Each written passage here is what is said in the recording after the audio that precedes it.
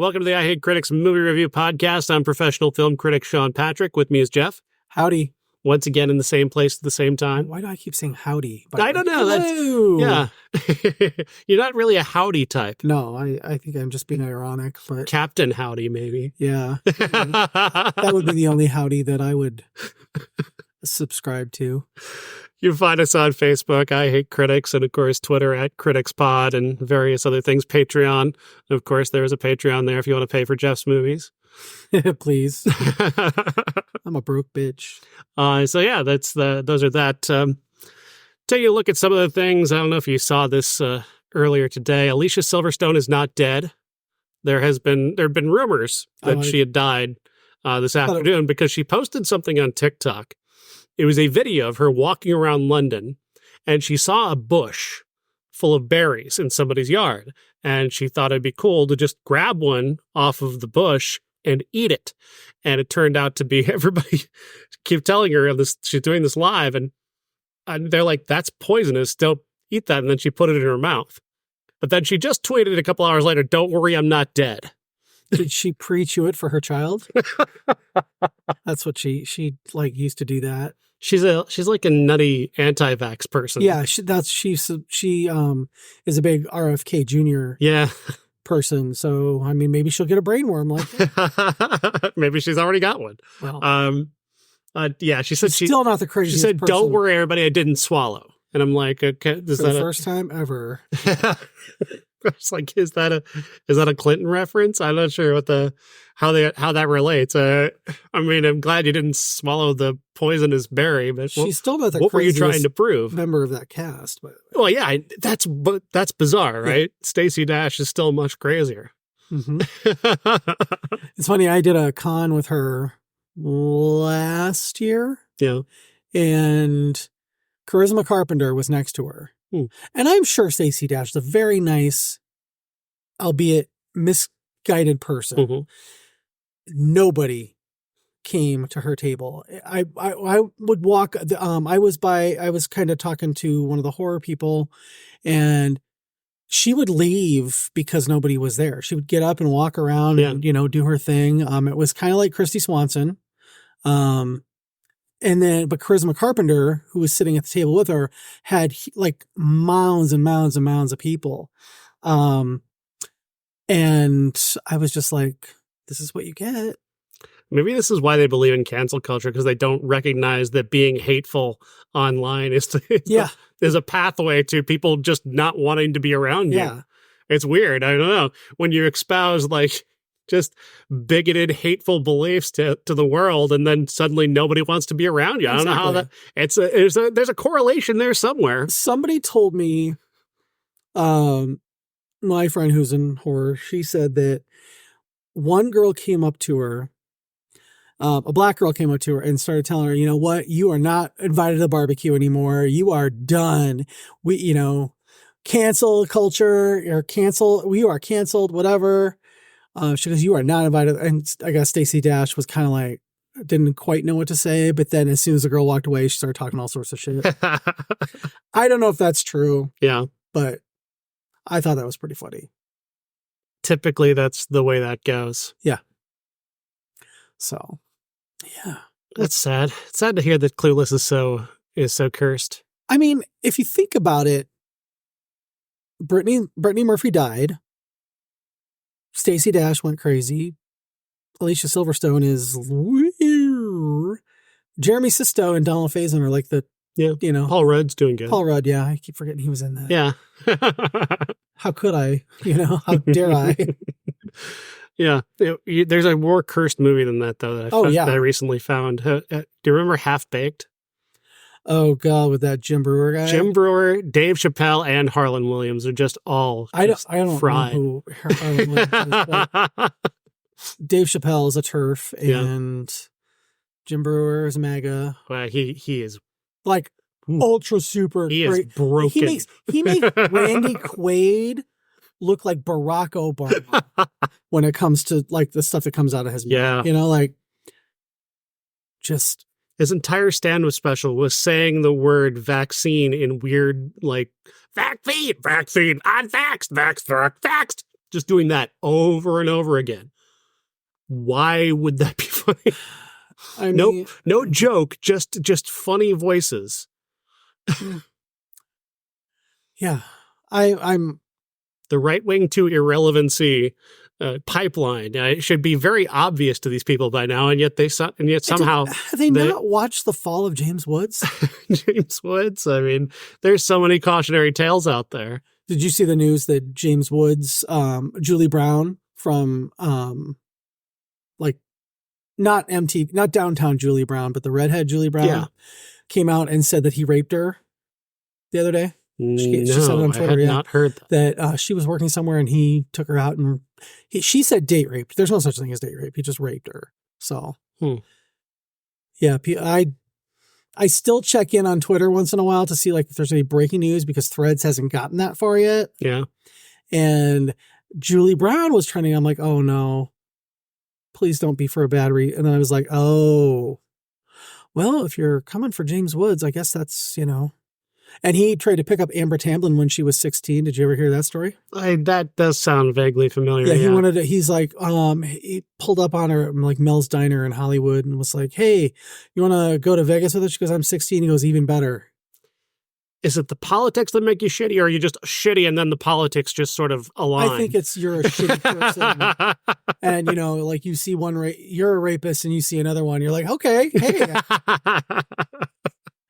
How many people have switched off by now? Oh, I hope if this has turned you off, God bless you. Go with God. Be gone with you. Yeah. if you haven't realized it by now, what you're listening to. This is your first time listening. We are anti-mega. Yeah, there are no Trump fans here. There's no Hulk Hogan's here. Brother. It's very funny to look at the DNC happening right now in this very classy organization. And then Hulk Hogan was a speaker at theirs. And he rips his shirt off. Yeah. I'm like, oh my God, how embarrassing. So last night, Hulk Hogan was on stage somewhere in Chicago at one of the protest things. And he was asking about Kamala Harris and said, is she Indian? How? Listen, Terry Bollea. Like he's already a racist piece of shit. We know that. Everybody, all the professional wrestlers, like all of them hate that guy for being just one of the worst racist pieces of shit ever. But go out there and further confirm it. The Iron Sheik on social media. Did you see what he said? He tweeted every day. Yeah, I've always thought Hulk Hogan was a piece of shit. He's still a piece of shit.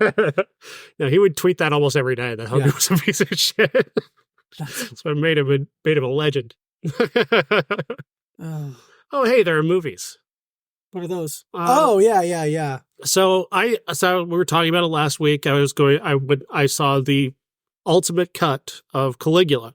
And while we were joking about all the various different things that people know about Caligula and how gross it is, what Bob Guccione did to it after it was made, this is very interesting because an art director and a company, they came across the original prints, the original footage of Caligula, and they found 90 hours of footage that hadn't been used. So they took out all of Guccione's stuff, all the shit that he grafted into the movie, and took a 3-hour cut that is basically what Gore Vidal and Tinto Brass had in mind. So it's still shocking, but it's an actual movie now in this 4K 3-hour ultimate version. And in this ultimate version, it's actually pretty good. They've restored the visual splendor of it. It's still, like I said, it's still very X-rated. It's still got all that stuff, and we'll get to that. But they've restored what this was supposed to be about, which is an actual criticism of capitalism, as it always was, the excess of being so rich that there's no one to tell you no. When you're so powerful and so rich and no one is capable of telling you no, there's really only one boundary you can not breach, and it's death. And so Caligula just simply is slowly going mad because there's no boundary he cannot cross. There's nothing he can do that anyone will stop him from doing. And that sounds familiar. Does it not, right? Yeah. Excuse me. and that's really what Caligula was intended to be. Bob Guccione's idea was that the sex and the violence is what people want to see and what's going to, pay off at the box office. And he wasn't wrong. That did pay off at the box office, even as people were walking out, disgusted and grossed out. This film still does retain some of those things that are shocking, like he still carries on a long-term relationship with his sister. He still does the wedding. Appealing to Mega. The wedding scene where he shows up with a penis cake and a vagina cake and then rapes both the husband and the wife. He does the flower thing to the husband we talked about. That's still there. But in this version of it, when you're watching him do it, again, it's in the context of critiquing this character, not in simply shocking you. He's doing these horrible things because, again, there's no one to tell him he can't do it. And as that goes on, even as these shocking things, you're still seeing all this nudity and all this violence. That's what really stuck with me in watching it this time, was the view that somebody could have so much excess and there's no one to tell them no, and that the only way for them to stop doing what they're doing is death. That just feels like late stage capitalism. Yeah. Billionaires. I mean, we make new billionaires all the time. And these billionaires there's just no one saying no to them. They have no limitations. And we watch Elon Musk slowly unravel every single day when we go on social media at the various things he says. And there's really no check or no balance there to pull them back from, where they are. I think the only way that, people like that can have any accountability is with a gigantic amount of individuals. I think with Musk, his thing was, I'm going to take over Twitter and I'm going to make Twitter great again. And he's actually, it's like, what is it worth? Like 7 billion now. And he paid 60 billion or 4. I don't know the numbers, but I know that it's like lost most of its market share. His daughter is excoriating him on Threads. He just, he fires all these people and then doesn't understand why his site doesn't work when he has an interview with the, Mango Mussolini. It's up to us, I guess, to be the ones who hold these people to account. Yeah.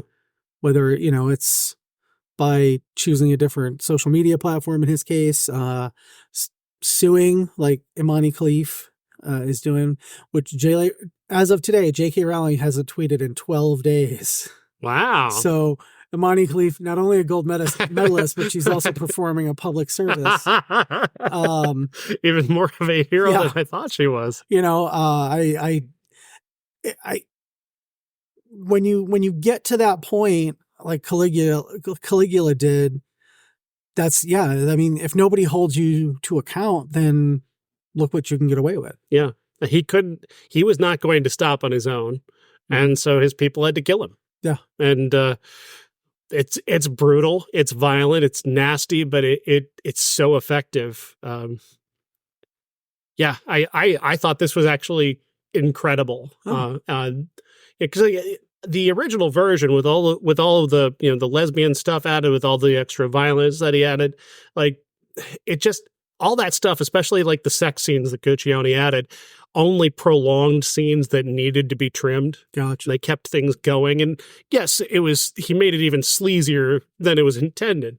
But a lot of it had to do with just fucking up the pacing and not really caring about the story that he was telling. And he was interrupting performances to, put breasts on the screen or put something else shocking on the screen.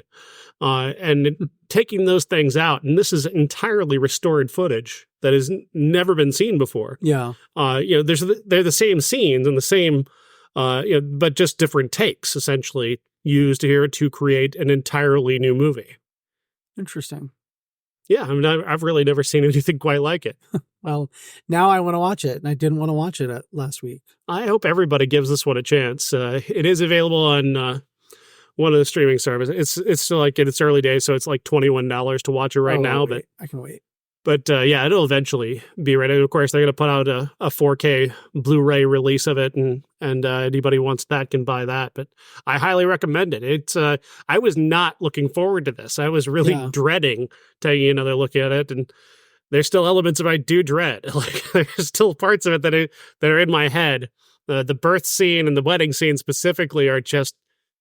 They're still quite shocking, but they are, instead of being gratuitous, they're in service of the greater story that's being told. Yeah. Good to know. Yeah, the guys who did this are incredible. They deserve all the accolades. They've managed to remake a classic essentially out of spare parts. It would be like if somebody took Gone with the Wind and just inserted hardcore pornography, right? The opposite. I don't really care for Gone with the Wind either way. Maybe with pornography, I might be able to watch it. Sorry. Oh. Need my inhaler.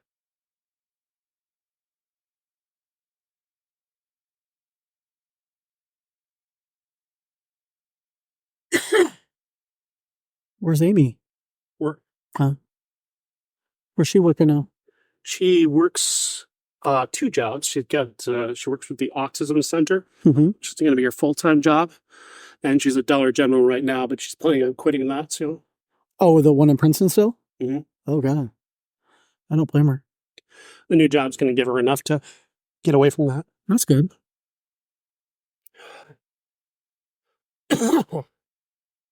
So, the movie Skincare came out with Elizabeth Banks, and I really did want to see this. That they started dropping screenings the first day it opened because there was no one buying tickets. So when I went to see it, they'd already dropped the screening and replaced it with Coraline. So I didn't get to see it. Tell me about Skincare.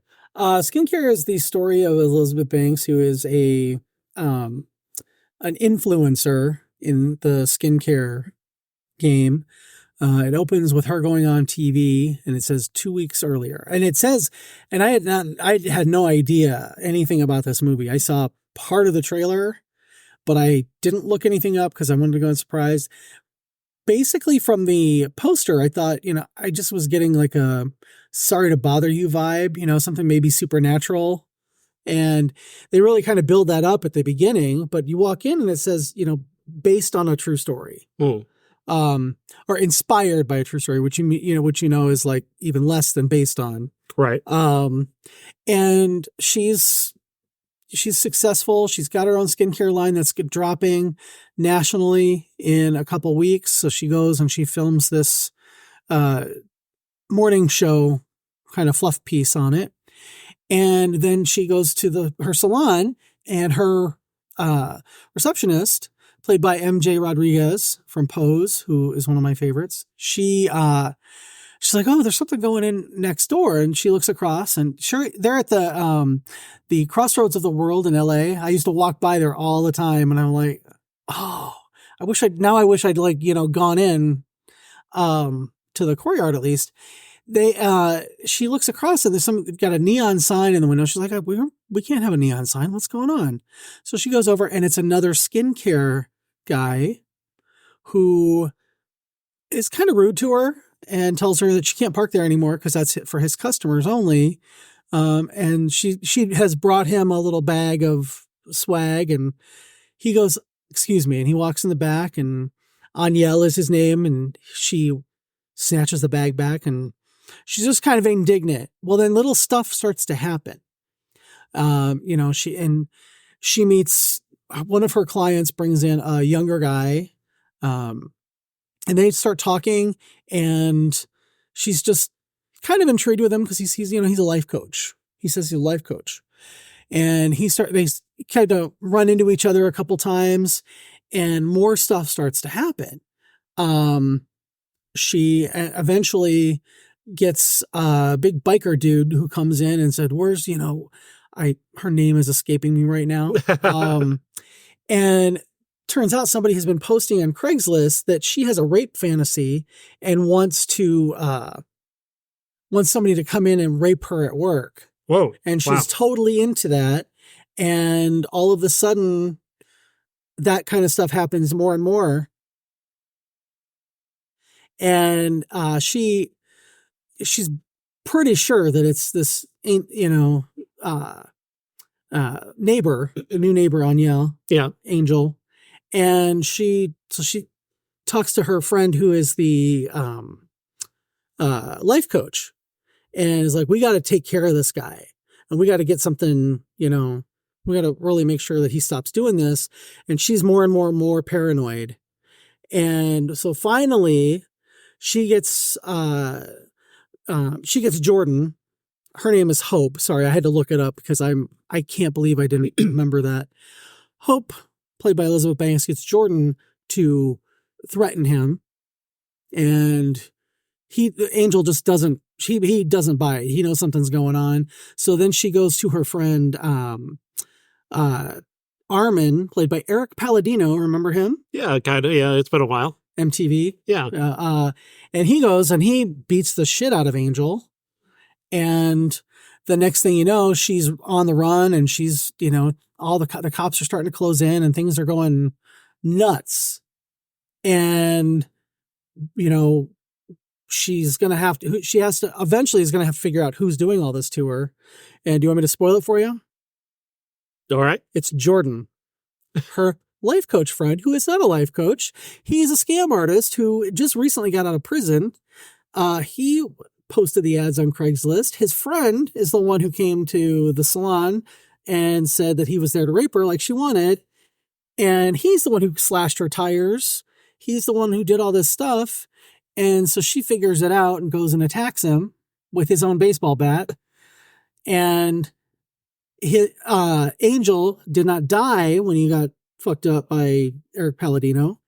He comes out of it and he says that, she sent him. She didn't actually send him. She just said, I've got to make this stop. What do I do? He said, don't worry, I'll take care of it. So now she's being hunted by the cops because she's put a hit out on this guy. And then they catch her with the bloody baseball bat where she beat up Jordan with it. And she's led away in handcuffs, and she's a bigger star than she ever would have been without it. Meanwhile, Nathan Fillion tells her that if he gives her a blowjob, he'll put her spot on TV that they pulled because she had this, initial controversy. So they put Angel on there instead. And so she's recorded it, and she has some guy following her around. Well, it turns out you think it's, one of Angel's people or one of Jordan's people. No, it's Nathan Fillion's character. He sent somebody to delete the recording off of her phone. And it's just... Sounds pretty wild. Sounds a lot more wild than it is. Okay. It does end up, like, towards the end, like, I thought, oh, there's something that this Angel is doing where he's luring all these people in the back, and you never see him do any facials or anything like that. So you think there must be something kind of supernatural. And then as soon as I saw Jordan, when he saw her at this coffee shop, I'm like, he has something to do with it. I think Angel hired him. Well, it wasn't Angel. He wanted to scam her. It was all on him. But I thought it was going to be where Angel was doing something supernatural to the clients, and that's why they were all raving about him. But it really does kind of play with that, I think, at first, but then it kind of drops that angle. Mm-hmm. So, is it good? It's good. It's very worth watching. I don't want to call it great. I didn't feel great about it after I left. But sitting with it for a little while, it was totally watchable. Elizabeth Banks, I wish she directed it because I think it would have been a little more inspired. She's a really good director. But she's just acting for a change, and she's really good in it. And she's really you can see the progression just in her eyes. She goes from super happy, peppy, normie, I'm an influencer eyes to I'm a paranoid freak eyes within the course of an hour and a half. Again, I'm always one who generally thinks you can cut 20 minutes. I don't think so in this case. I think you kind of needed everything. I think some things could have been, maybe conveyed a little better. So there's not a lot of confusion right towards the end. And everybody says, oh, the movie, they leave the ending up to you to decide what happens. No, you see her, they sell out of her skincare. So she's obviously doing pretty good. And then it's based on a true story that they didn't consult the person who it was based on at all, which she said, I would have totally been there and helped him out. That I didn't want anything for it. When I found out they were making this movie, I wanted to help him out, but they never consulted her or anything. Elizabeth Banks didn't even know it was based on a true story until halfway through filming. I'm a little surprised that Jeffree Star's never had a fake thing where somebody attacked him. Well, like that sounds like something that would be perfect for him. He's getting on social media and crying that somebody attacked me. Yeah. Between him and James Charles, I saw James Charles at Walmart one time, and I wanted to be like, Walmart, really? It was in the Valley too. It wasn't even in I'm like, we didn't want anybody to see him anywhere but might be seen. Yeah, he was with one dude my size, big, tall, bald guy who kept putting his hand on his shoulder. So I'm like, maybe they're together. And then another guy who was just as Nelly and Queenie as he was. So. All right. Well, I'm never going to see that one. So yeah, I mean, it was bizarre trying to go see this movie. It's not happened before on the opening night. Yeah. Where they're dropping screenings already. And I used a pass. I didn't even pay for it. So they didn't make any money off of me except a soda. So I watched the movie and we're talking about, I guess that's another capitalism story in a way, modern capitalism story. So is Jackpot, starring John Cena and Awkwafina, currently available on Amazon. The story this time is that in 2030, California started a lottery that if you win this gigantic amount of money. You then have somewhere between 6 and 12 hours where if somebody murders you, they get the money.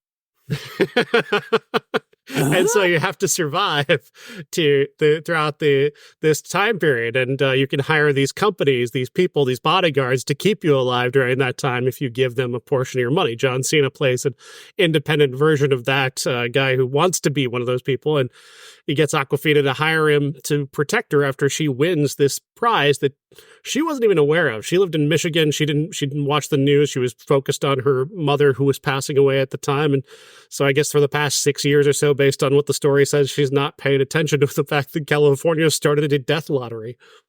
It's worth billions of dollars and creating new billionaires at least once a week. And the opening of this is this big action sequence where Sean William Scott is just running from a crowd of people where he's the latest winner and they're trying to kill him, and he runs into this house and he's hiding there for a moment. There's this nice old lady there that she pulls out a weapon and kills him. You can't use a gun. That's the thing that they specify, is that you cannot murder a lottery winner with a gun. You have to find another way to kill them. Can a lottery winner use a gun against people? That is unclear. I'm going to get a gun because I'm going to win the lottery tonight. I think if you use the gun, you can't get the lottery. You can't get the money, and you can't get the money by killing them with a gun. You have to kill them some other way. There goes all my relatives. So this is actually pretty funny. It sounds like and maybe if you pull the threads, is it a comedy or it is a comedy. Okay. It is a comedy. When you said it's pretty funny, that doesn't always mean it's supposed to be a comedy. It is a comedy. And I happen to be somebody who likes both Awkwafina and John Cena, and for some reason here, John Cena he's just doing these weird, they're like riffing constantly. It's one of those movies where it's a kind of a throwback to the old Seth Rogen, James Franco style comedy where everybody does a joke and they keep the best ones in the movie. And Cena's actually pretty good at that. For some reason, he decides to get on this whole Ninja Turtles riff, and he does it multiple times throughout the movies where he'll mention the Ninja Turtles and how the Ninja Turtles inspire him. And it works. It works each time he does it. Also, a guy who I just cannot stand, Machine Gun Kelly, makes a cameo in this movie as himself. And he's fucking hysterical.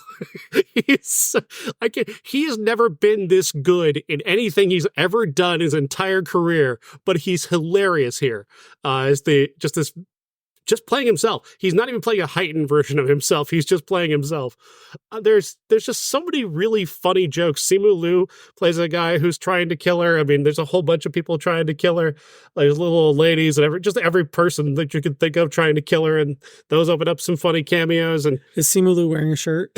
Sometimes, yeah. Not all the time? All right, I'm in. For the most part, I think. Yeah, this movie's hysterical, beginning to end. It's inconsistent. Like, again, the rules are a little bit, and if you pull threads on it, and not all the jokes land. It's probably needlessly gross at times in terms of some of the jokes, but I really like these actors, and I just skipped over the premise and just kind of went with them just saying the funniest shit they could think of in the moment. Fair enough. Okay. Sounds good. Yeah. All right. So let's talk about the big movie this week, My Penguin Friend. No, I'm kidding. We'll talk about Alien Romulus. Alien Romulus starring Kaylee Spaney as a mine worker on some planet, whatever. She's there for 6 more years because they've extended her contract, and she thought she was going to be able to leave and go to the one planet in the universe that has grass and sun or whatever. She's got a synthetic robot brother who is actually really probably the best part of the movie. And she can't take him with him, but that's a whole other thing. She gets told by her ex-boyfriend that he and his crew have found a ship floating above their planet that is about to crash into the rings around their planet and be destroyed, but it can be salvaged first. Like, they can get some stuff of it that will allow them to escape and go to the grass and sun planet. So she agrees to go up there. They don't really need her. They just need her brother because he can, get into things. Because he's a Weyland Yutani. Sure. He's whatever the corporation is. Yeah. And then we've got xenomorphs, facehuggers, chest bursters, all the stuff you're there to see. This movie is fucking tedious. I found it fucking tedious to watch this movie. I kept getting caught up in little details, like a company that says that you have to stay on for 6 more years also just lets people just get in a ship and just leave if they want to. You're here for 6 more years as a mine worker, but you can go ahead and get on that fucking ship and fly off somewhere if you want to, I guess. Also, this planet that she wants to go to, you're not allowed to bring a synthetic human here, but, a bunch of people with no papers and no identity can come here and stay here, I guess, if they want to, but we're taking that synth away from you. Oh, just the little fucking details that nobody fucking cares about just kind of stick in my head as just being there. And then, is it well shot? Yes. There's some of the scenes, the special effects look good. Yeah, sure. But I didn't connect with any of these characters. There's a character who really hates the synthetic human because his mom was killed by a synthetic. He is the most obnoxious character of the year, and I couldn't fucking stand him every time he opened his mouth. I wanted him to get a fucking alien down his throat. The boyfriend character is just bland and forgettable. I could not tell you his name with a gun to my head. And I mean, poor Eileen Wu, they don't care. They care so little about her. They gave away her death in the fucking trailer.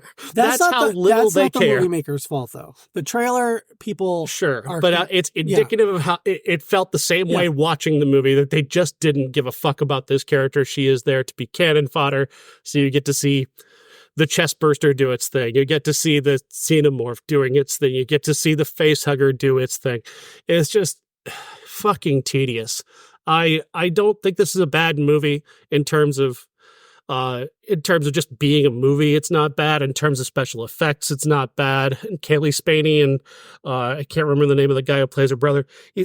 They're both good. And then that ending comes and they show the big reveal of the thing, and I fucking laughed. I laughed at it. It didn't frighten me. I fucking laughed because it was so silly looking. So, yeah. Well, this ends another I Hate Critics podcast. Gonna be forever. I'm kidding. I actually liked this one. Really? There were nits to pick. I took it as they were going to go to this other planet and she would have to work off her 6 years, but she'd be on the planet she wanted to be on instead of this, this Blade Runner looking planet. I liked the performances. Yes, I was pissed because I knew, But if she could just go to that planet just by asking, then what's the jeopardy of her? What's the jeopardy? Well, they don't know. I mean, they can't even. You have to. Why'd she been here her entire life then? If they could have just transferred to the other planet and gone there anytime they wanted Well, she didn't have any way to get there, and they lied to her and said they had a ship. What they needed to do is get the cryopods off of there, so 5 of them could go to this other planet, and they were just going to salvage them because they couldn't buy them because it was too expensive. Right, but in the other 21 years of her life, nobody else had a ship at any point. She couldn't have asked them, "Hey, can I transfer to this other planet?" No, because they don't. The movie doesn't start there. Because they don't care. It doesn't matter. They don't care about that detail. They just want to get to the stupid aliens. It doesn't matter, and that's fine. I want to get to the stupid aliens.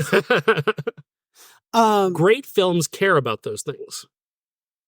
I am not going to an alien movie in 2024 looking for a great movie. Okay. I am going to see xenomorphs and facehuggers and Prometheus people. That because I'm a fan of the franchise. We talked about this last week. You're not. I am. Yeah. I appreciated all the little touches that they used, the quote unquote fan service, for those of us who like these movies. I had a few issues with the animatronic head that they used for Ian Holm, because apparently it was not all CGI. It was animatronic and a little CGI. I just thought that was off. Yeah. More than it was on. Right. Yeah.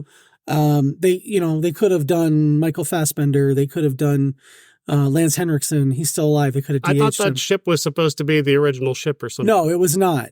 In the beginning, they are actually salvaging pieces of the Nostromo that were blown apart.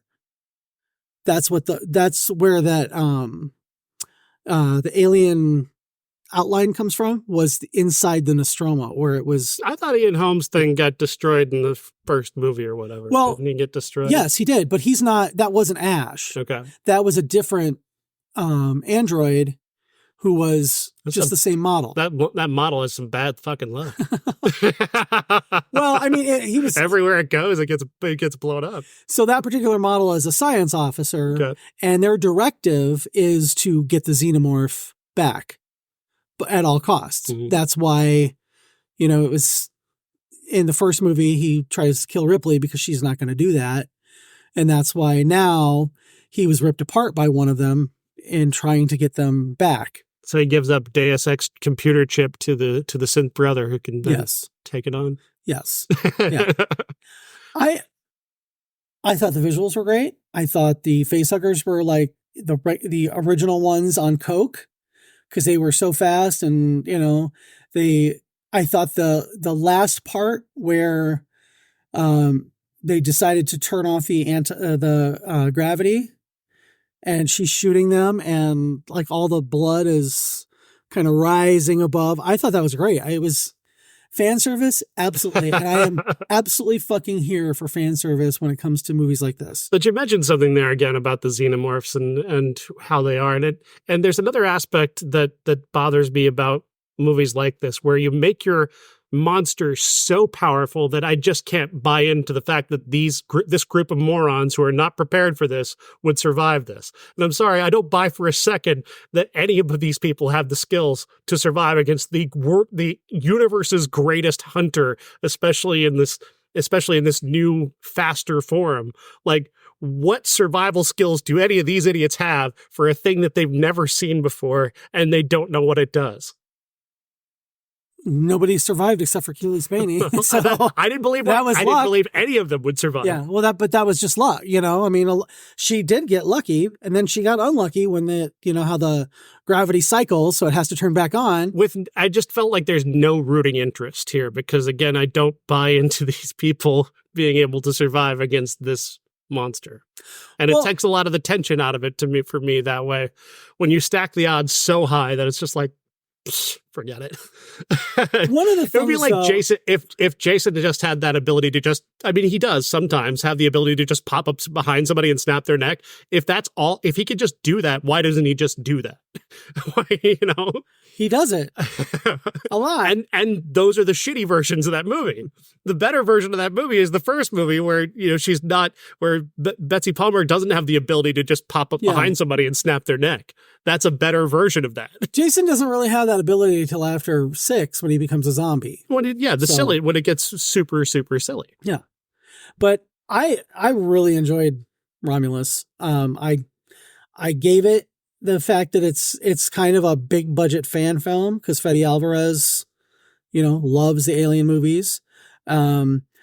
Apparently, some of the stuff that you have a problem with was Ridley Scott as a producer and, you know, giving him some direction on which way to go. But look, this is one of those movies that it's just going to be on the background.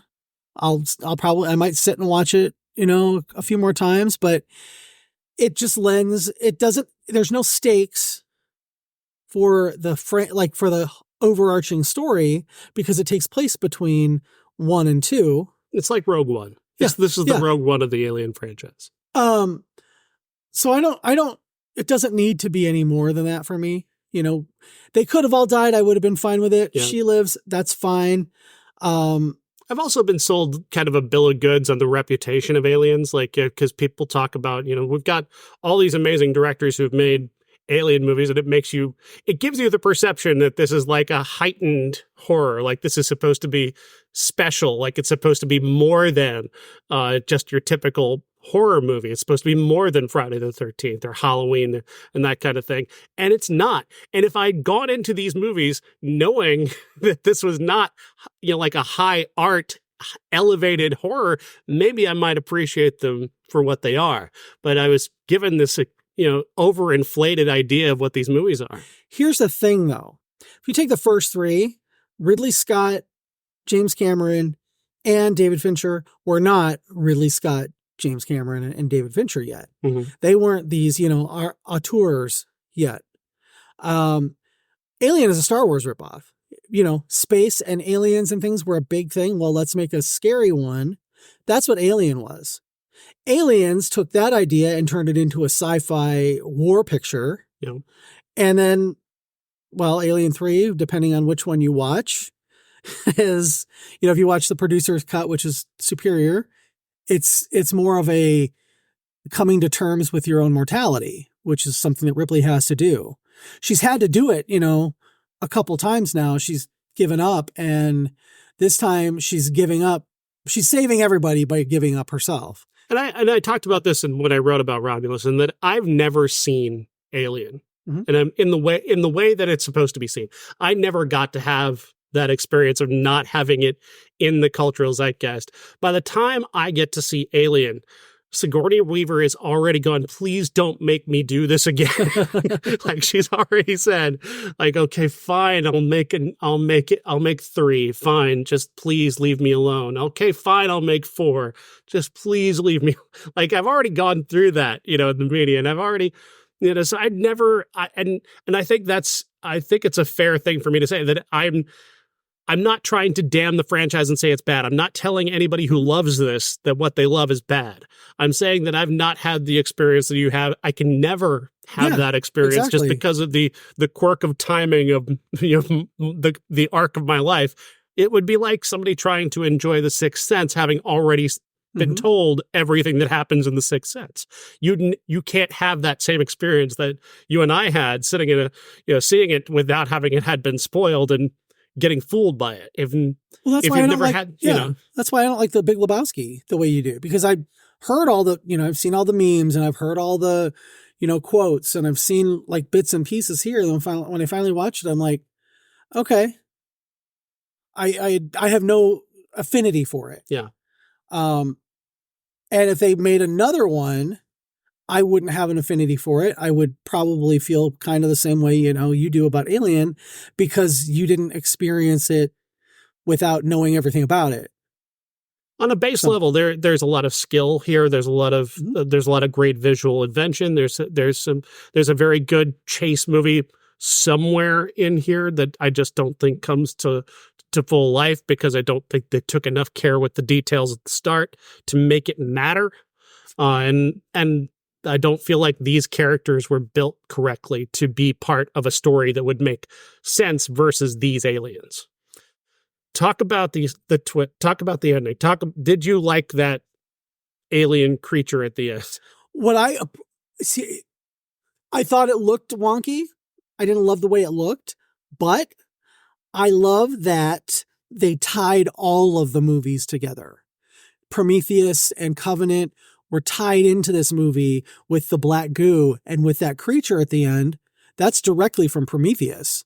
You know, it's a hybrid of the xenomorph and the humanoids at the beginning of Prometheus who seed the land with the black goo to bring life to that particular planet. So I think I appreciated it that way. I thought I did not think it looked particularly scary. I wasn't scared at all. I was like, oh, they're tying in the Prometheus people from it. That's awesome. I love that part, as that was. Again, I didn't think it was scary, but I didn't think Prometheus was scary. Yeah. I thought it was kind of goofy looking, and I thought the special effect was pretty wonky, and that's why I laughed at it. Yeah, everything you're saying is valid to you. I just particularly liked it because I have a vast history with alien movies. Yeah. The fact that, AVP and AVPR, exist, they're not ones I go back to. I own them because I got them for $5 plus a discount at Best Buy. But they're not in my rotation. Like if I was going to watch all the movies, they might be there. They probably won't.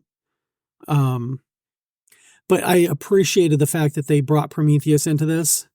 And when they went to the science room, the all white room, and you saw the pillar in the middle with the black goo running through it, I was just like, oh, yes, it all matters now.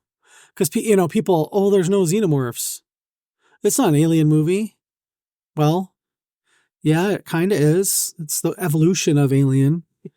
So, I don't know. I enjoyed it.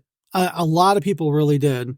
The only problem I've seen with people are the fact that they resurrected Ian Holm to do this. Mm-hmm.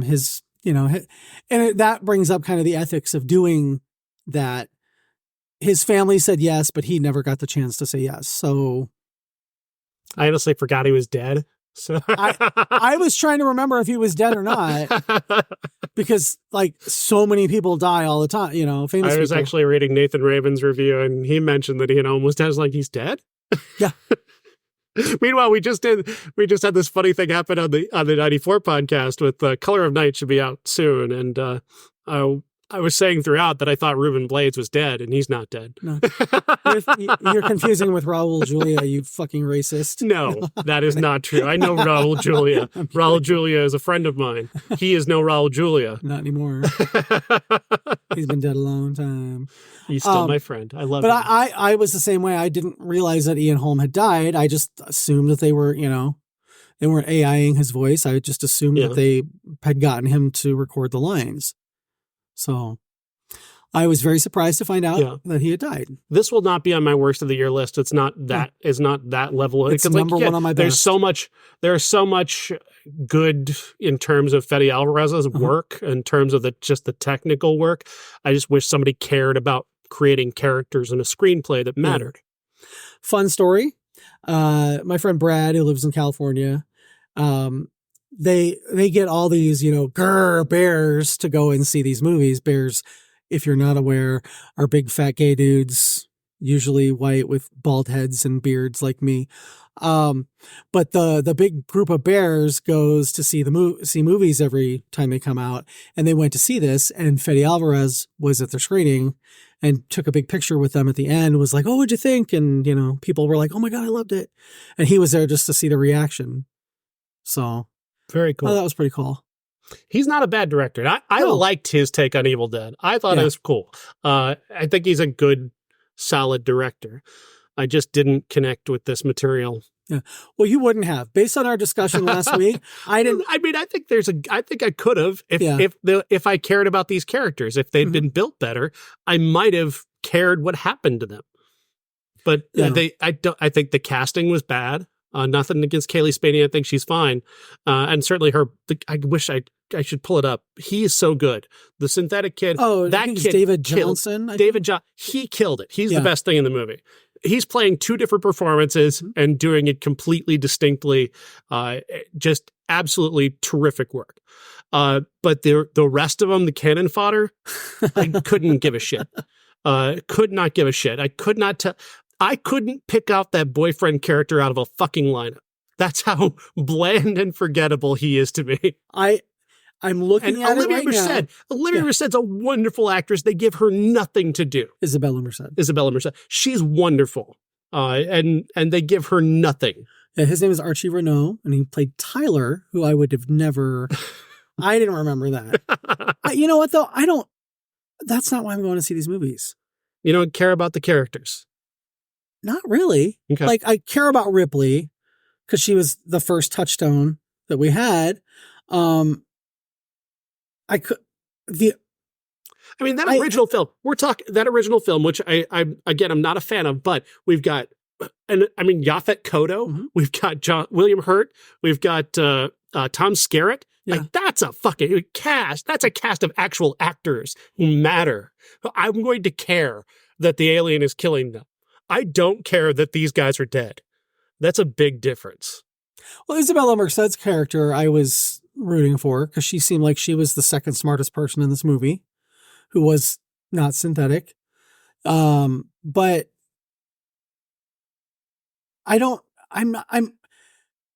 this was a very, very big budget fan film, and I was there for it. Unless you're trying to make somebody Ripley, which you can't with these movies anymore because she's been in too many of them, there's no, there's really no point to it as far as a filmmaker today could do. Kaylee Spaney, I don't mind her. I'm not. She's kind of like if you order Jennifer Lawrence on Temu. It's a little harsh. Well, have you seen Priscilla? Priscilla was a great movie. Yes, I saw Priscilla. It's a great movie. Yeah.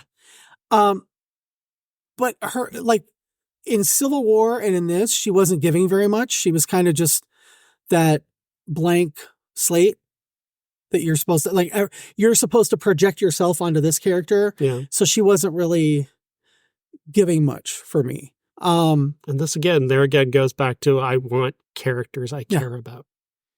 I had fun. I had fun with the callbacks. I had fun with the xenomorphs, and the facehuggers were great. When they all started chasing them, I was like, oh shit. Cause I think if there had been, 3 or 4 more characters, it would have been harder to tell who was going to die and who might live. But I don't know. I enjoyed it. You hated it. I'm glad the cousin character died quickly. He was terrible. Yeah, he was awful. Well, in each of these movies, though, there's a character that you root for to die. Mm-hmm. Even in Alien, Lambert, I saw somebody on Threads today or yesterday or whatever day really going off on that character and how, she shouldn't even be there. She's a terrible character. She's probably a terrible person before this movie. And I was like, well, yeah, she runs around and she's scared and she can't handle this, but she apparently was a good navigator on this Starfreighter. And another terrific character actress. Yeah. That's what I'm saying. And canonically queer and trans, because apparently her and Ripley and Dallas were hooking up separately, maybe all together. I don't know. Which version of the script are you reading? But they were like, oh, all she does is scream and cry and yell. And I'm like, well, yeah, wouldn't you if you saw one of your best friends have something burst out of his chest at dinner? Yeah. And you get splashed with blood and then you're chased around, you watch all your friends die and then you're chased around by a giant penis. I mean, I don't know. I was like, lay off of Lambert. So Yeah. So like, yeah, I think I've been fair to this movie.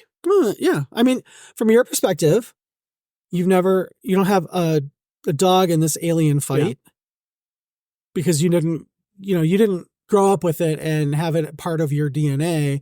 I did. So yes, I've seen people say that this is the third best after Aliens, and it's maybe fourth for me, because I really, really, really love Alien 3, the producer's cut especially. Yeah. Just because I like that it's so dystopian and so down, and it's about coming to, grips with your own mortality. So I would rather watch Ripley play basketball than watch Romulus again. Yikes. That's a joke. I just like referencing the fact that they have her play basketball for some. What the fuck? But again, better cast. Winona Ryder, Ron Perlman, better cast than this. Yeah. Because they cared. Well, they cared about the characters that they were creating. All right. Let's see. Name one more actor in Resurrection. Name one more actor in Resurrection. We got Winona Ryder, Sigourney Weaver, Ron Perlman. I got his face in my head, but I can't. Yeah. Gary Dourdan. I like him. Great on CSI. Yeah. All right. Let's talk about our classic this week. I did like the movie. People are going to make fun of me after saying that I didn't care for Romulus for saying that I did like My Penguin Friend. I did. It's sweet. It's Jean Reno and a fucking penguin. How could you not find this adorable? It just is. Okay. Yes, it's a Facebook reel. Fine. But it's still adorable, and it held my attention for 88 minutes. The penguin's cute, and his name is Ding Ding, and I love that. I'm going to start calling you Ding Ding. No, you will not.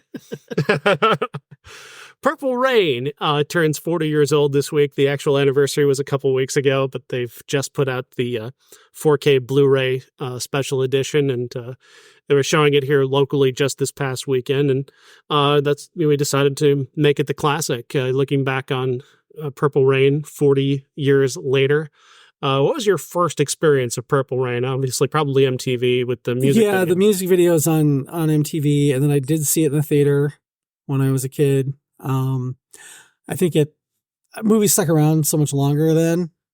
I think it was a couple months after it originally came out. I went with my cousin, and at the time I was 12, 13. I really enjoyed it, but I remember enjoying it. Watching it last night, I enjoyed all the musical sequences and a couple scenes that weren't music, but overall it was a little rough for me. I found this movie to be incredible. Watching it again for the first time in years. I haven't seen it in about maybe 30 years. I don't know. It's been a while. I did not see it in theaters. I was far too young, say 8 when it came out. And my parents were strict about R-rated movies. So I didn't get a chance to see that one until years later. And when I did, I was already a huge Prince fan and just kind of inclined to like it, but I didn't really clock it. But this time watching it, I was struck by a number of things, and specifically about the complex treatment of domestic violence. And it's strange that we don't talk about this movie in this context, because we were just talking last week about the very blunt approach of It Ends With Us. And this is a movie that is less blunt about it. It's there very present, but I'm saying it's not a commentary specifically about domestic violence. It's about these characters who happen to be involved in a series of violent events in their personal lives. And the complexity that it brings to that is very interesting. It does, I feel, it's trying to pull off a trick that it can't pull off, and making the kid likable as a person, because he's not. Beyond what he does on the stage, he's not a good person. He's learned some of the wrong lessons, but he's also, they're making the case that violence leads to violence leads to violence. And he is a product of the environment in which he grew up, and watching his father, Clarence Williams III, assault his mother, and watching his mother go back to him time after time, hoping somehow this will be different. That is a an example of domestic violence that a lot of people can actually relate to. They've actually been through that. Whereas, you've got not to drag it ends with us, because I do like that movie and I do think it's good, but it is very, she gets to draw a line and say, we're finished here.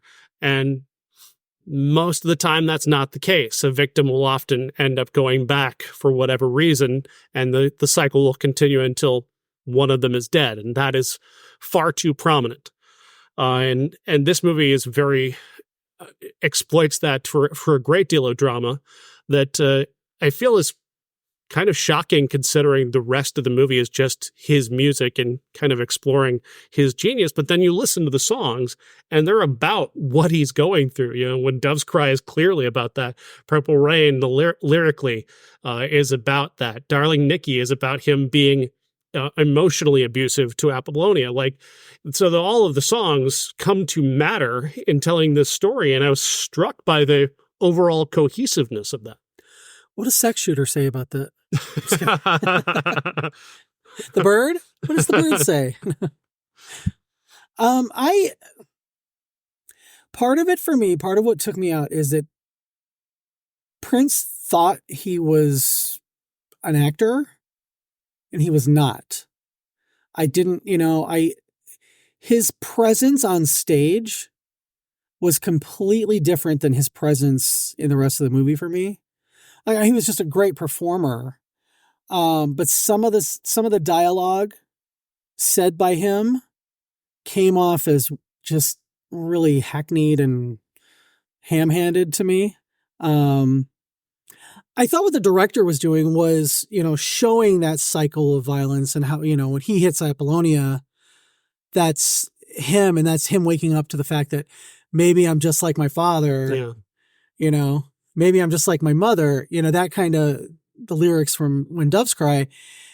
And that kind of sets in motion him deciding that Wendy and Lisa's song can mean something to him, where that's, I think, why he never, throughout the whole movie, they're saying, just do this song. It's great music. You should try it. And he's like, no, I'm never going to do your music.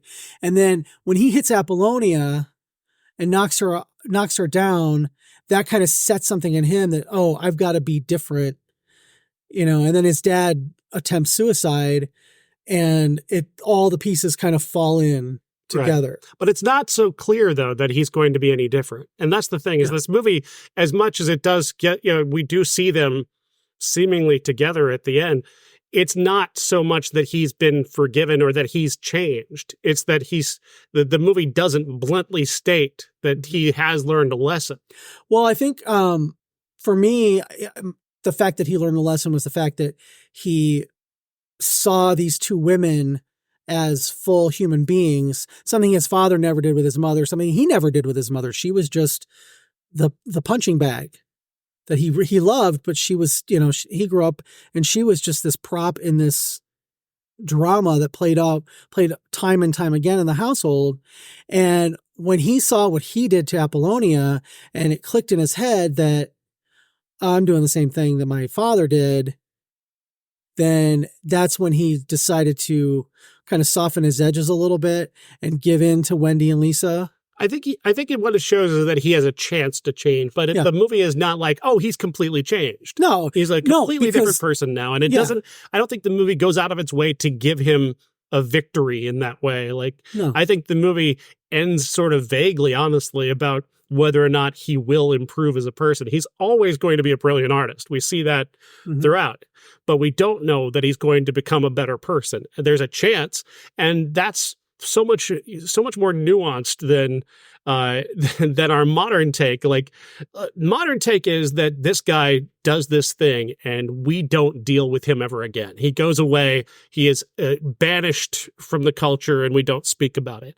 And I'm not trying to defend abusers. I'm not. I'm never going to defend abusers. I'm saying that if there is no room to grow or get better or learn something, then what is your answer for those people who have done these things and are trying to learn and get better? What do we do? And the kid is such a great example of that idea. Will he retain the lessons that he learned?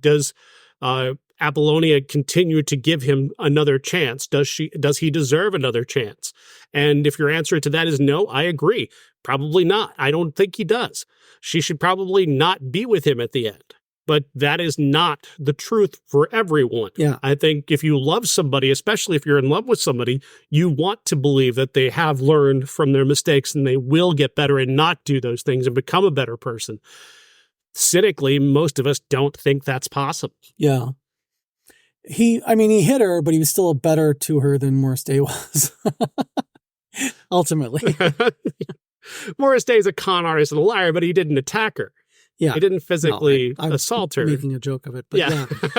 Well, I think you're supposed to. That's a low bar for him to get over. I thought, again, but in the terms of the complexity, like, Morris Day is the one to call him out after he does Darling Nikki. Mm-hmm. Like, it's him looking at him like, that was severely fucked up what you just did there. Yeah. Also, Morris mocks him later on after his family. Yeah. But then they cut to a shot of Morris feeling bad about having done that. And I thought that's not something that you see in other movies. Like, he would just be such an ugly character in any other movie. But they give Morris opportunities. Yes, he's a scoundrel and a con artist and a ladies' man, and Jerome picks up a woman and throws her in a fucking dumpster, and that's severely fucked up. But there's another element. There are multiple sides to that character. There are multiple things. He's an incredibly talented musician and performer and kind of a bad person, but he's not entirely bad. My only problem with the movie are some of the performances, because they are not actors, they are musicians, and I don't think Prince is necessarily believable delivering some of the dialogue he's given to deliver. That's why I think that for me, and just not that you're wrong, but I think the movie does well to hide some of the aspects of him. I don't think he has that much dialogue to do, and there's a lot of things of just him silently contemplating what's happening around him. The only problem I have with it is when he's given stuff to say. The only time I really believed him was the Lake Minnetonka scene, where he's like, you got to purify yourself in Lake Minnetonka. And so Apollonia strips off her clothes, jumps in, and before she can, he's like, wait. She jumps in and she's like, so now what? He goes, that's not Lake Minnetonka. And that, when he's funny, when he's trying to be funny, I think he does best. When he's trying to be all serious and stuff, I don't think he's at his best. And that was my only problem. Written very well, directed very well, staged. The musical sequences were concert film worthy, if they had done just those with behind the scenes stuff like Truth or Dare, that would have been really, really interesting to me. I really would have loved to have seen something like that. Kevin Smith, obviously, tried for a while. But Apollonia almost died, by the way, in that scene. Yeah, she got hypothermia. They did 4 takes of that. And she just about died. They were like, no, you can't do that again. So they took her to LA to do it again, which they could have done in the first place. But, of the actors in the movie, I think she was the best because she is the one who was acting before. Yeah. And I actually liked them all. Wendy and Lisa, I think, are really talented as far as acting and stuff. I thought I remembered almost word for word the scene where Wendy's going off on Prince or the kid, and she's like, "Come on, Lisa," and they leave, and then the doctor is like, "Oh, it's fine. God just got Wendy's periods reversed. About every 28 days, she starts acting nice. Lasts about a weekend." I had that committed memory from when I was a kid. I was like, I haven't seen that movie in 30 years either, but I was right with it. That unlocked a core memory for me. And I thought scenes like that, where you put people who are actually really talented at delivering lines, like Wendy and Lisa, who, to my knowledge, never really did any acting before. They're just naturals. Yeah. That's when Prince is best. When he's got somebody who he can bounce stuff off, and he's got a little bit of a twinkle in his eye. That's when I think he's the best. But some of his dad, they wasn't very believable to me. I think this film was incredible. I think this is an all timer for me. You're not wrong about his performance, but I think the movie does well to minimize that. I'm fascinated with the fact that this guy, the director, this is the only good thing he's ever done. Yeah. He followed this up with working with Mitch Gaylord, the gymnast Hard on to Hold. whatever fucking movie he made. And he directed a bunch of Prince's music videos. He wound up doing TV, and I guess he's been retired now for basically off of Prince stuff for he 30 was the years. Unofficial director of Graffiti Bridge, which is the unofficial sequel to this movie. Yeah. Graffiti Bridge is genuinely bad, as is Under the Cherry Moon. But yeah, I'm sure I've seen Under the Cherry Moon. I saw that. I did not want to see Graffiti Bridge. So I don't know. I like this one. I love it. I just obviously Prince's best acting performance is the Bat Dance video. Obviously. I think we can all agree on that. I mean, is the duality of his character. If you haven't seen that, he's got half face as Batman and half face as the Joker. Incredible. It's an incredible piece of work. I love this movie. I had a great time seeing it again. And I do think the film, for a guy who doesn't have a lot of experience directing, for him to take on what he takes on, do you think they would allow movies to do what Purple Rain does with that subject today? I mean, It Ends With Us kind of does it, but I mean, it has to have a hard line saying this guy, Justin Baldoni's character, is done and we don't deal with him anymore. Where I don't know. This is an incredibly complex idea of that. And can we hold two thoughts in our head at the same time in this modern age? Well, I don't even think they set off to make it that, ambiguous at the end as he's changed or not. I think the fact that you go from Purple Rain, which is his star moment, into ending the movie with Baby I'm a Star, I think that kind of tells the story that yes, he's redeemed and everything is great. And I didn't feel that way. I didn't feel like it did that. And I Would Die for You, in the middle of those two, that's him singing to Apollonia. Right. And I think that is him saying, I've right, but changed. that's the same thing though that someone who is still an abuser would try to say. I know, but I don't think the film is hiding that. I think the shorthand of that is Purple Rain. He sees what his past was. He sees what his future could be. I Would Die for You is him saying to Apollonia, I'm changing and I am, I would literally die to keep you. And Baby I'm a Star is just kind of his look what I've done kind of thing. Mm-hmm. So.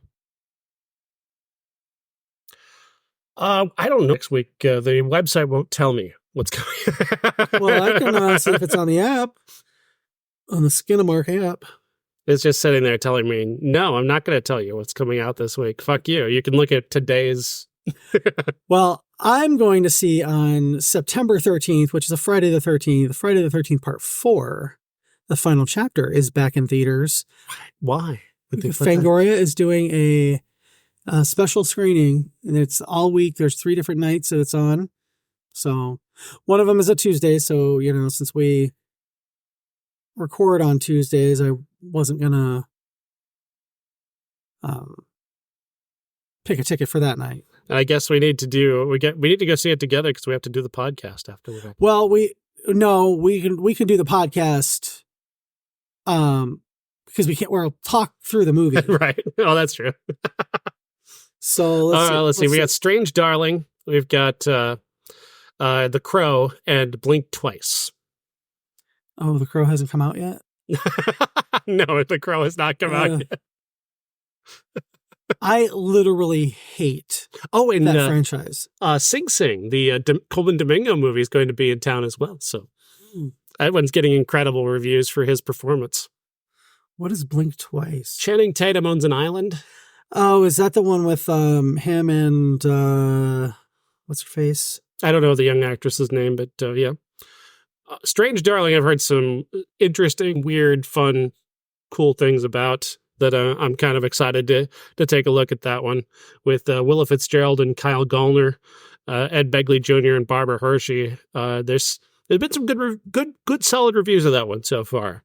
saying that it's a serial killer thing. Kyle Gallner is a serial killer, and Ella what's her name? Willa Fitzgerald. Willa Fitzgerald. She's like hunting him as he's hunting her. Well, I'll definitely be seeing that. And The Crow, obviously. Blink twice. You're not excited about The Crow. Look, the first one I watched because of Brandon Lee and the whole, him dying and all that. But I'm going to just say the rest of them sucked. It's one of those ones that I can't imagine why they would want to redo it because there's so many bad sequels to it. I mean, Edward Furlong played the Crow at one point, and that man did a convention with him. Was he bad? Well, he was a little messy. That's sad. Yeah. That's unfortunate. I hate to hear that. But what are you going to do? All right, then. That's, we don't have I don't know. We can't do The Crow again. We've done The Crow a couple times on the show, so we can't do The Crow again. We'll have to think of a classic. Okay.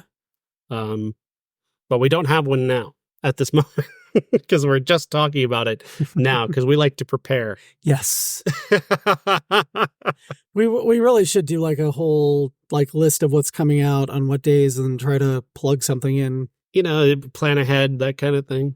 Look, I'm working 4 jobs now, and none of them are paying.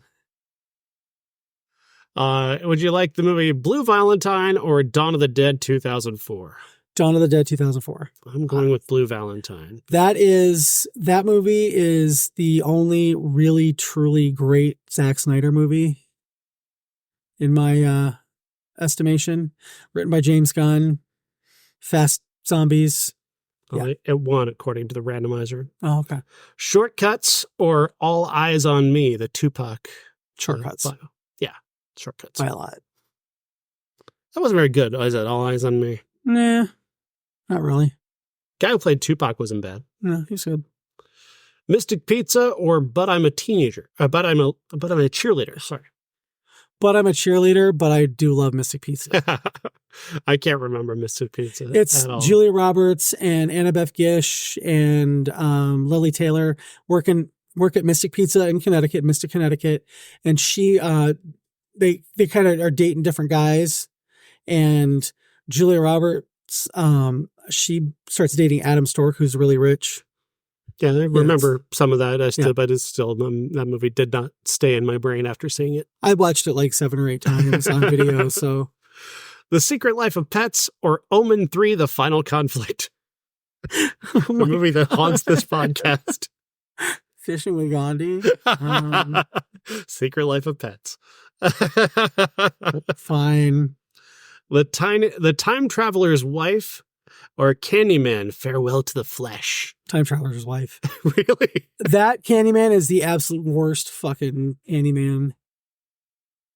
No, that's actually not the worst. The worst is Day of the Dead.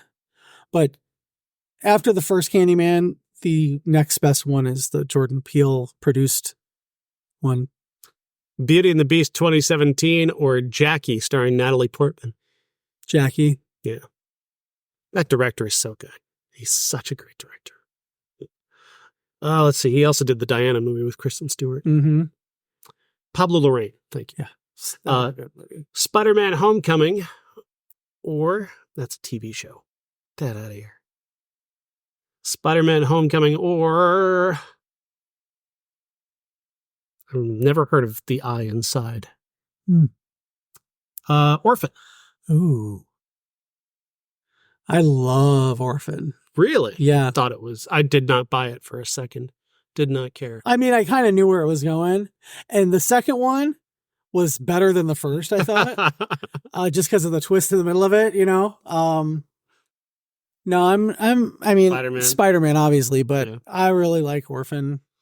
Ballistic X versus Sever? No, never. Ballistic X versus Sever or Dunstan checks in?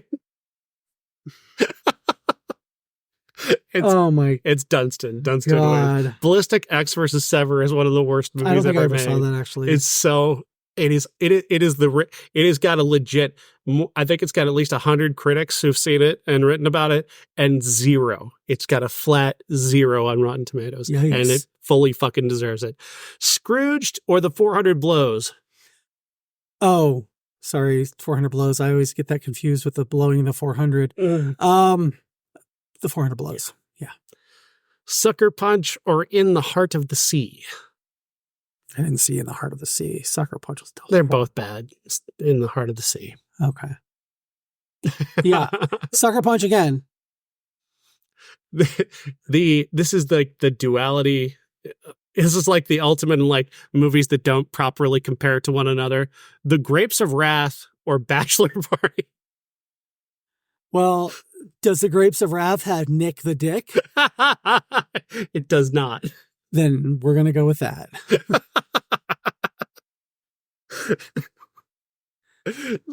Henry Fonda comes out. Let us Tom break down. Joe the Dick. We're going to stop with Flick Chart because we want to break down the Nick the Dick scene in Bachelor Party. That's all I remember. The premise of the scene is that the bachelorette party that is happening at the same time as Tom Hanks's bachelor party. Tawny Katane has taken her mother and her friends to a male strip club where men are stripping.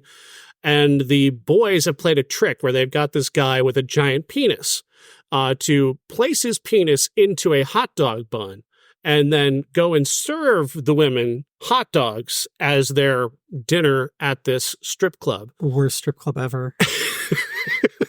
First of all, who eats a hot dog at a strip club? I'm saying that's a no. That as a euphemism, yes. Don't eat anything they serve at a strip club. First of all, I know some of them have breakfast buffets. Don't do it. It's not a thing. Not a good. Those are the scrambled eggs are the eggs of the strippers. Just don't do it. So Nick puts his penis into a hot dog bun and goes to serve the hot dogs to the women. And it's funny because the old lady is the one who reaches for his penis hot dog and she keeps pulling and pulling and pulling and the hot dog won't come and Nick is moving and the hot dog went, was it Martin Cove? No, it wasn't Martin. No. It couldn't have been Martin Cove. It looked like Martin Cove. The guy looked like Martin. I don't think he's anybody. No, probably not. But you don't really actually see his dick. You get implied just how big his dick is, and it certainly fills the hot dog bun very well, apparently. But and she takes her for like 5 minutes. She's just pulling on his dick and before she realizes that it's his penis, and then everybody freaks out and flips out and runs off.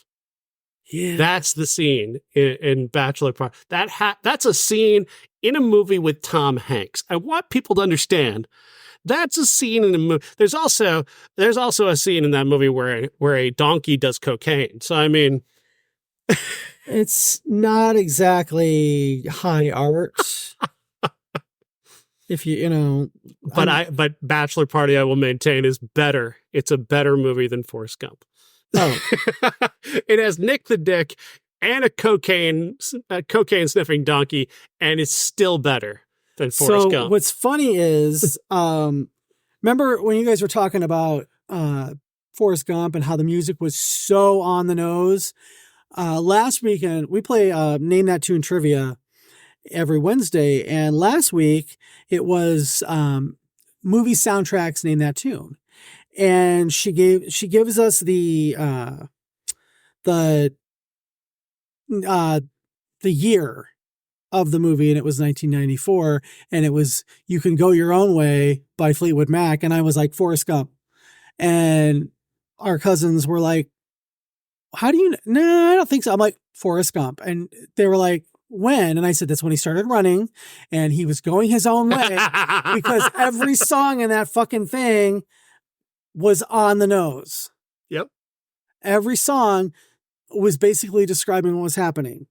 So Brett Baxter Clark, who I've never heard of other than that from Bachelor Party, played Nick the Dick. Yeah. He was in, let's see, what was his filmography? He was Bachelor Party, Enough with Jennifer Lopez. Wow. He was a construction worker. Fit to Kill, Burke.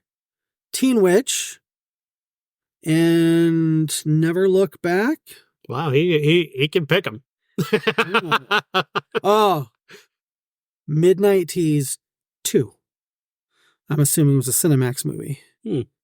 Yeah, the only thing he's ever really known for was Nick the Dick. I mean, if you're going to be known for anything. Yeah. I mean, yeah, poor guy. There's a reason why people under the age of 18 are not allowed to listen to this podcast. That's And why true. our numbers are so bad. Well, it's because we'll spend 20 minutes talking about Nick the Dick. yeah. But the 94 podcast is far filthier, guys. So yeah. Yeah.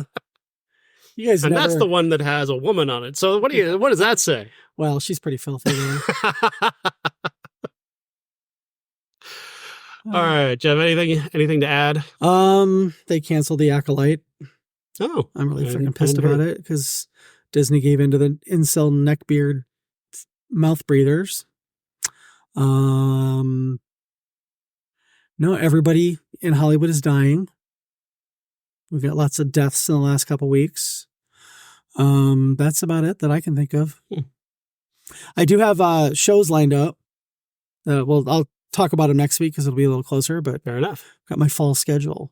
And you can find my review of Caligula, The Ultimate Cut on Twitter at Podcast Sean, and of course at in the Geeks community at Vocal. Check that out there, and if you can find it, if you can afford paying $21 to watch it online, go ahead, find a theater with it. I know New York and Los Angeles may have it right now. See Caligula, The Ultimate Cut. It's not the Caligula you remember. It is not in the least bit the Caligula you remember.